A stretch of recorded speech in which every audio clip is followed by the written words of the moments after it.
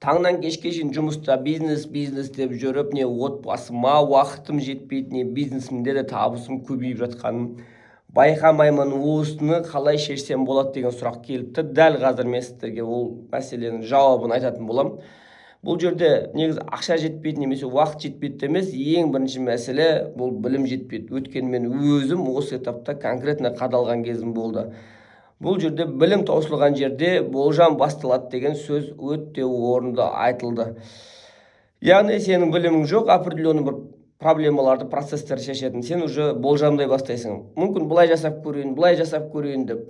Ал білімді адамнан барып ала салғанға немесе білімді адаммен жұмыс істей салу әлде қайда сол жерде абзал болып табылады.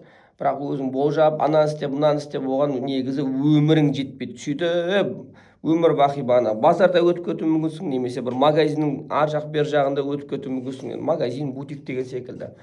Қазір мен сіздерге қарапайым бір формулаларды айтайын.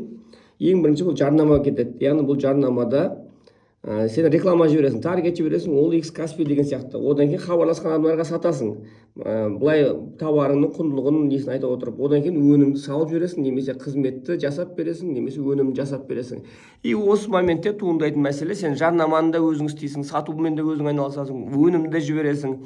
Одан кейін өнім жіберіп болғаннан кейін қайттан жарнама жіберу керек. Ол процесте уже сен ақша таусылып қалады. Қайтадан жарнамаға жүгіресің. Яғни осы әр процесті дұрыс автоматтандыру арқылы, дұрыс адамдарды қою арқылы, немесе жұмысты стандарттау арқылы оны жүзеге асырылады. Негізі қазір мен 4 этабын айтамын.